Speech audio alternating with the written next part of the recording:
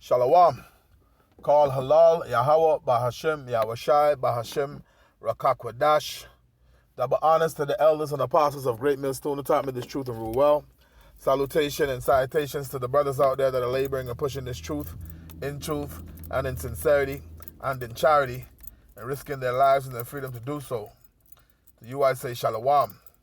To the Akyam and to the Akwaf, that'll be you brothers and sisters.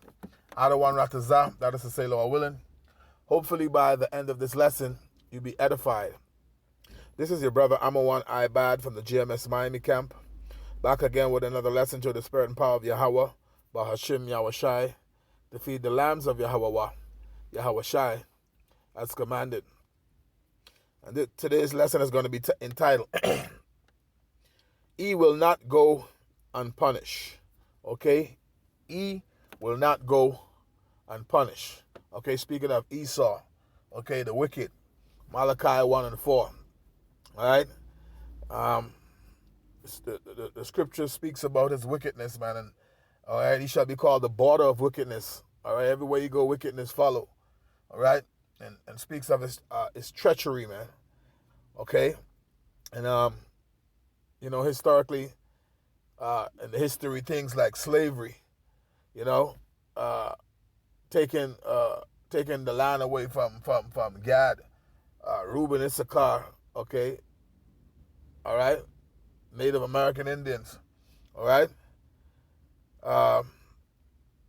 They've been doing wickedness so long that they think that the Most High, all right, is with them, okay.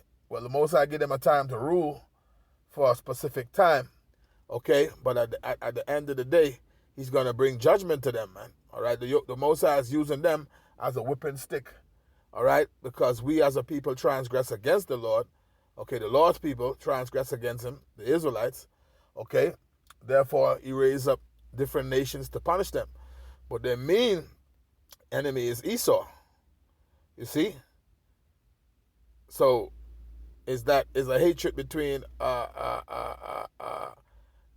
serpent and the woman, as I tell you in Genesis chapter 3 and verse 15. Okay? Let me grab that real quick. Okay? Because his judgment is going to be for the controversy of Zion, man. What they've done to the Lord and to the Lord's people. All right? Genesis 3 and 15.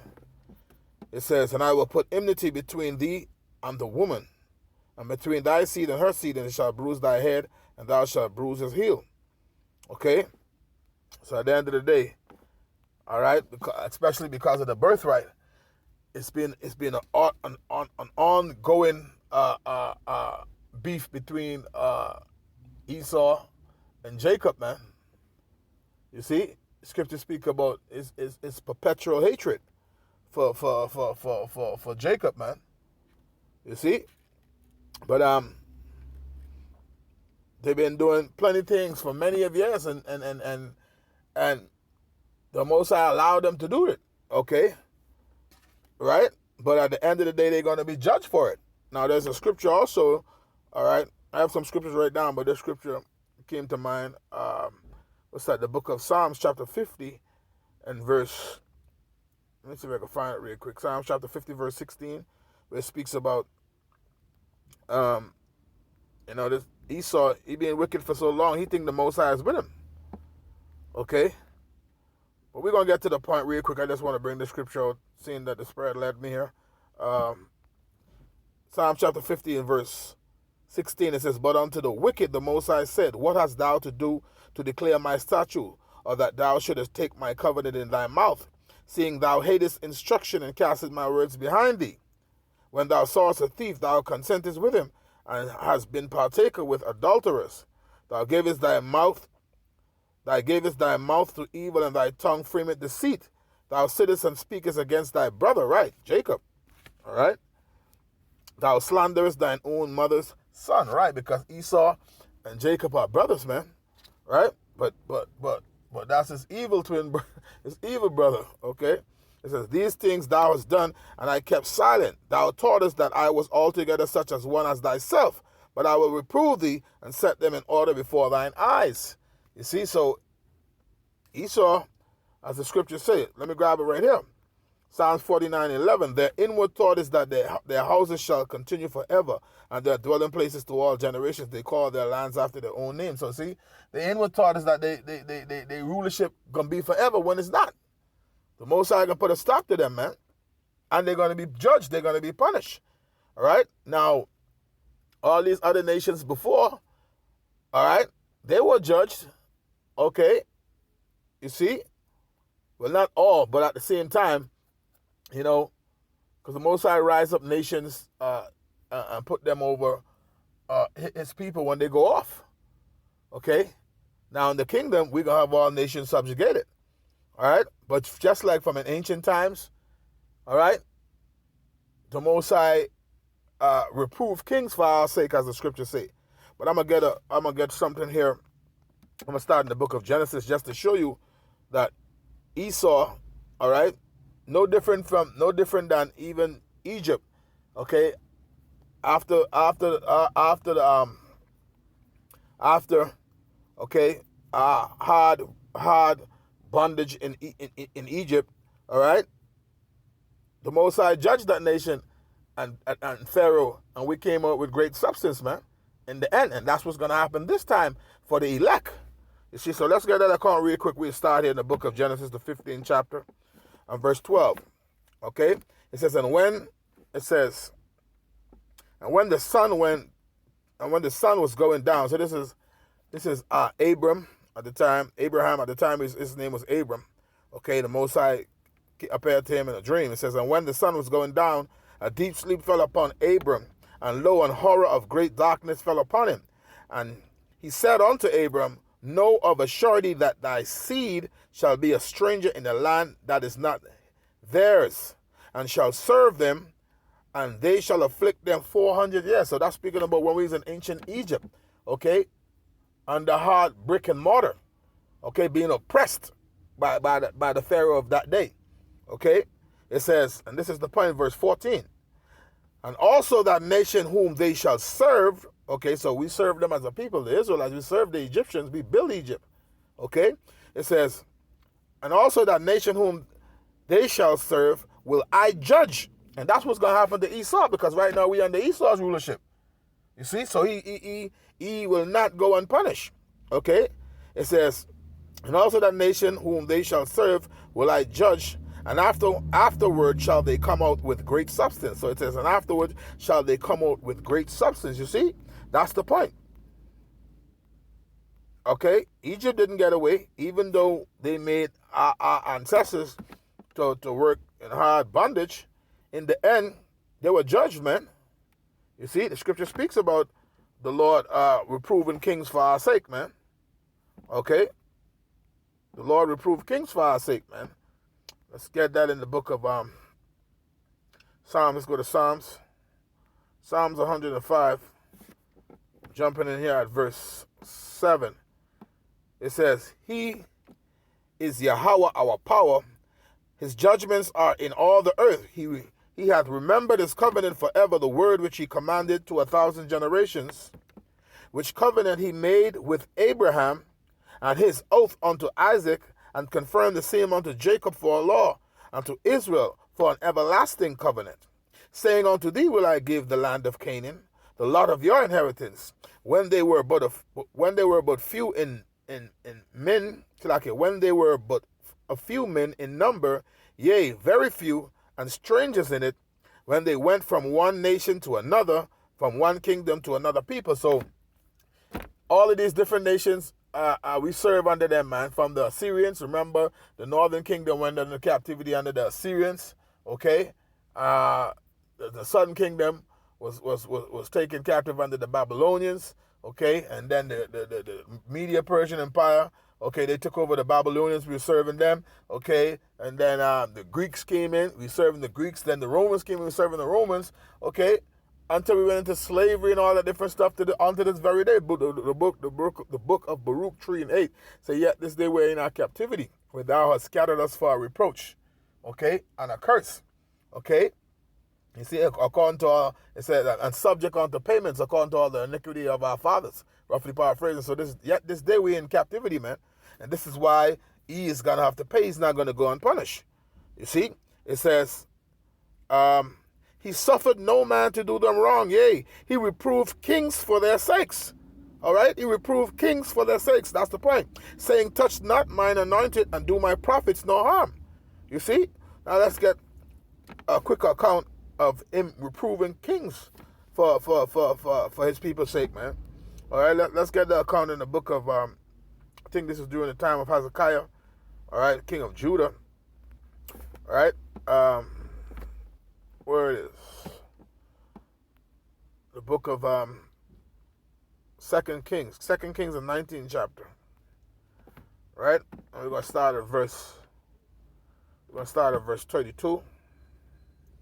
But let me jump back up real quick. Right, Hezekiah. All right, this was in the time of Hezekiah, right? So it says, verse 32, therefore thus said the Lord concerning the king of Assyria. So the Assyrians wanted to come up against Judah, right? It says, he shall not come into the city, nor shoot an arrow there, nor come before it with shield, nor cast a bank against it. See, that's the Lord reproving kings, okay, for our sakes, man, his people, his portion. It says, by the way that he came, by the same shall he return, and shall not come into the city, said Yahweh.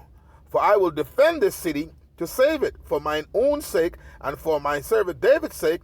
And it came to pass that night, that the angel of the Lord went out and smote in the camp of the Assyrians 185,000, 185,000 men, people. All right? And when they arose early in the morning, behold, they were all dead corpses. You see? It says, so Sennacherib, that was the king of Assyria, departed and went and returned and dwelt at Nineveh. You see, and it came to pass as he was worshiping at the house of Nisroch, his god, that Andromelech and Sharezer, his son, smote him with the sword, and they escaped into the land of Armenia, and Esarhaddon, his son, reigned in his stead. So this is just an account to show you how the Lord reproved kings, man, okay, for his people's sake. You know, he said he's doing it for his own name's sake in serving David. But who benefited? Israel, man, because the king was coming up against Judah, the southern kingdom. You see? And it says, no, we're going to go from there. We're going to, that's just an account to show you how the Lord, okay? The Lord, you know, because we transgress against him when it's time for us as a people to be corrected, he'll put a nation over you. But also that nation would he judge too. You know? Let's get Jeremiah, the book of Jeremiah. We're going to get the account with Babylon. Jeremiah chapter 25. Jeremiah chapter 25. And we're going to start at verse 12. It says, and it shall come to pass when the 70 years are accomplished that I will punish the king of Babylon. See? So, just the southern kingdom again. Judah, Benjamin, and Levi. Right? They went into the Babylonian captivity, man. It was a little bit less than 70 years, I believe. It says, and it shall come to pass when 70 years are accomplished that I will punish the king of Babylon. You see? So, just like in this time, Esau ain't going to go unpunished, man, for all the things that he's done, all the wickedness that he's done. It says, it shall come to pass when the 70 years are accomplished that I will punish the king of Babylon, and that nation, said the Lord, for their iniquity, and the land of the Chaldeans, and I will make it a perpetual desolations. Okay? And I will bring upon that land all my words which I have pronounced against it, even all that is written in this book, which Jeremiah had prophesied against all the nations. For many nations and great kings shall serve themselves of them also, and I will recompense them according to their deeds and according to their works of their own hands. So all these different captivities where he's under, you know, it just says many different nations shall serve themselves of them. You see, meaning our people, man. You see? But the Most High said what? And I will recompense them according to their deeds and according to the works of their own hands. For thus said Yahweh, power of Israel, unto me, take the wine cup of this fury at my hand, and cause all nations to whom I send it, Salakia, to whom I send thee, to drink it. So every nation who had a hand, okay, in our downfall, okay, they're gonna be punished. Because remember, in the kingdom of heaven, we're gonna be over all these nations, man. They're gonna have a 1,000 years, okay, to build back the kingdom, man. You see, beginning with Esau, Edom at the top, he's gonna have it the toughest. All right. So that was just two accounts to show you, right? But you gotta remember, it starts with us transgressing against the law. So let's go to the curses in the book of Deuteronomy, the 28th chapter, and I'm gonna jump in here at verse 48 and show you, because we transgress against the law. That's why these things happen, right? Okay. Outside of verse 48, it says, therefore shalt thou serve thine enemies, which the Lord shall send against thee, in hunger and in thirst, and in nakedness and in want of all things. And he shall put a yoke of iron upon thy neck until he have destroyed thee. Just Google yoke of iron, man, and see who those people look like and who was doing it to them. You see, the Lord set up these nations over us. Okay, it said, the Lord shall bring a nation against thee from far, from the end of the earth, as swift as the eagle flieth. A nation whose tongue thou shalt not understand. A nation of fierce consonants, which shall not regard the person of the old, nor show favor to the young. And that's how they dealt with our people, man. You see, so as a reproach and a curse, we were scattered into all nations, man. It says, and the Lord shall, why? Because we transgress against the Lord. It says, verse 64, jumping down, and the Lord shall scatter thee among all people from the one end of the earth unto the other, and thou shalt serve other gods which neither thou nor thy fathers have known, even wood and stone. Okay? And this is the last verse, verse 68. It says, and the Lord shall bring thee into Egypt again with ships, not ancient Egypt, spiritual Egypt, which is America. Okay, the daughter of Babylon. Okay, Revelation 11 and verse 8 tell you that America is spiritual Egypt, man, and Sodom. Okay, meaning the daughter of Babylon, aka America. It says, and the Lord shall bring thee into Egypt again with ships, by the way whereof I spake unto thee, thou shalt see it no more again. And there ye shall be sold unto your enemies for bondmen and bondwomen, and no man shall buy you. You see? So that's why we at the bottom and in these conditions, and no one could come save you, man. No Martin Luther, okay? No Malcolm X, no Marcus Garvey, all right? Only the Lord Yahweh Shai gonna be able to do that, man. And he's not coming, the Lord said he's not gonna meet you as a man. He's gonna be coming as that angelic power.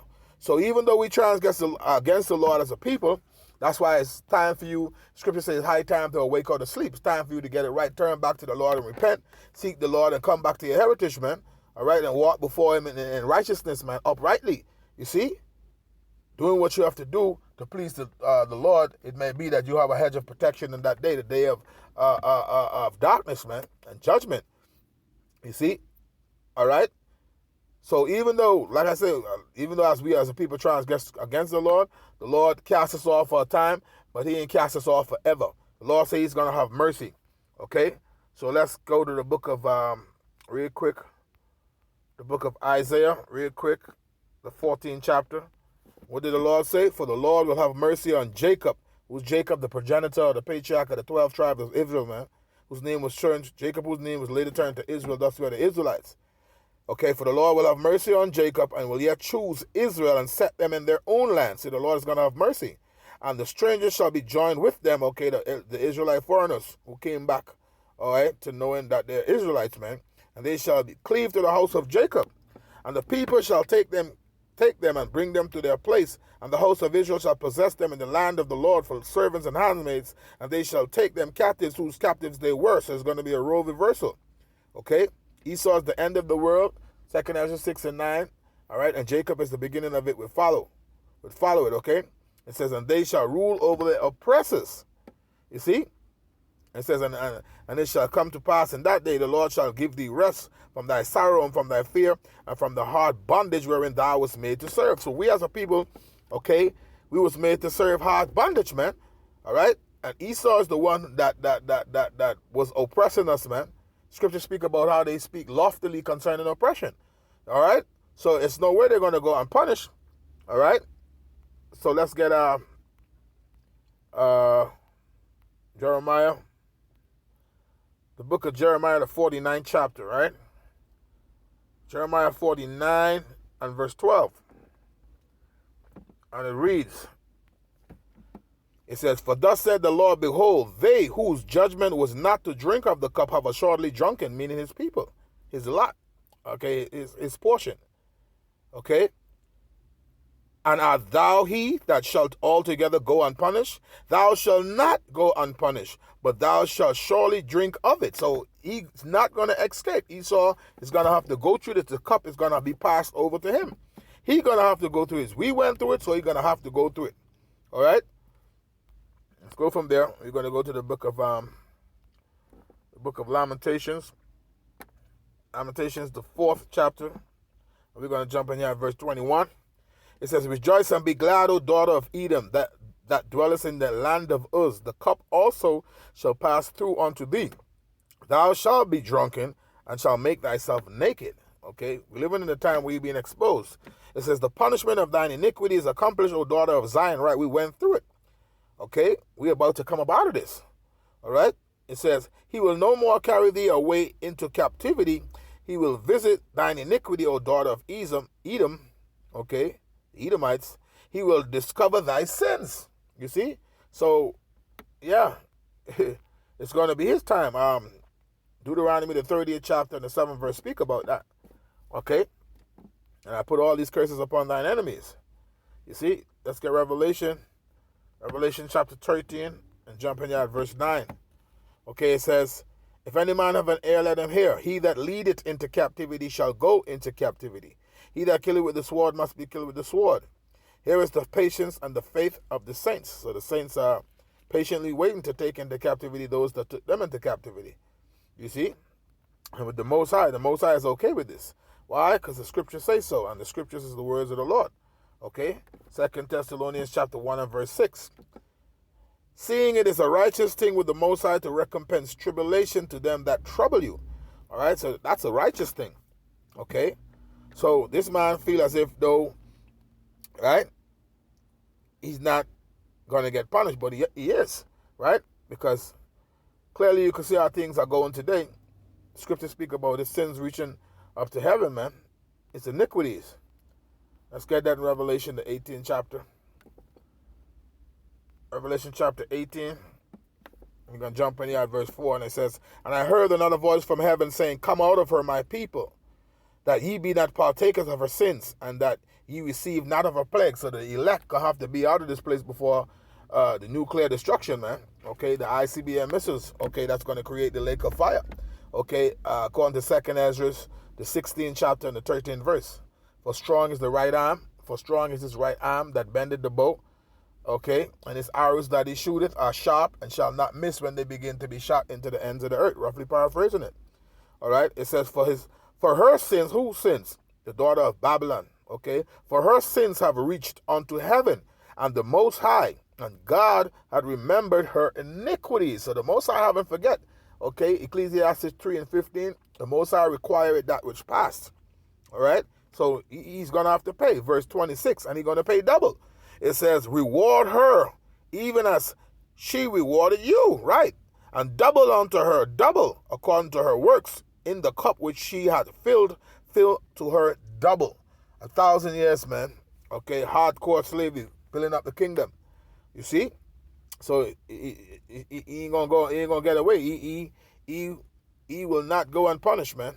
I'm gonna end it in the book of because they're gonna have to build up the kingdom for 1,000 years. So I'm gonna end it right here in the book of Isaiah. You're gonna get Isaiah, the 61st chapter. Isaiah 61, starting at verse 4, it says, "And they shall build the old wastes," right after the destruction. They're going to have to build back the kingdom in 1,000 years. "They shall raise up the former desolations. They shall repair the waste cities, the desolation of many generations." Okay? "And strangers shall stand and feed your flocks, and the sons of the alien shall be your plowmen and your vine dressers," right?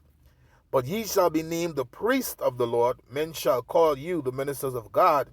Ye shall eat the riches of the Gentiles, and in their glory shall ye boast yourselves." Okay, so the Israelite man in that day going to be shining. All right. But these heathens, they're going to be put to work for 1,000 years, beginning with Esau at the top, man. Esau, Edom, he's going to have it the worst. It says, for your shame ye shall have double, and for your confusion they shall rejoice in their portion. Therefore, in their land they shall possess the double. Everlasting joy shall be unto them. For I, Yahweh, love judgment. I hate robbery for burnt offering, and I will direct their work in truth, and I will make an everlasting covenant with them. Right? It says, and their seed shall be known among the Gentiles, and their offspring among the people. All that see them shall acknowledge them that they are the seed which the Lord hath blessed. I will greatly rejoice in the Lord. My soul shall be joyful in my power, for he hath clothed me with the garments of salvation. He hath covered me with the robe of righteousness. As a bridegroom decketh himself with ornaments, and as a bride adorneth herself with her jewels.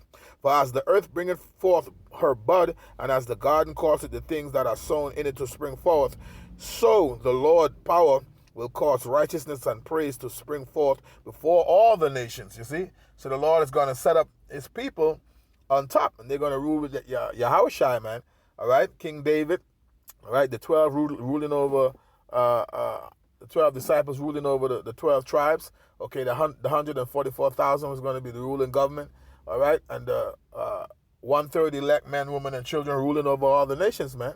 So Esau is not going to get away, man. He will not go unpunished, man. So I'm going to end it there. Hopefully you were edified. On to the next one. Shalom.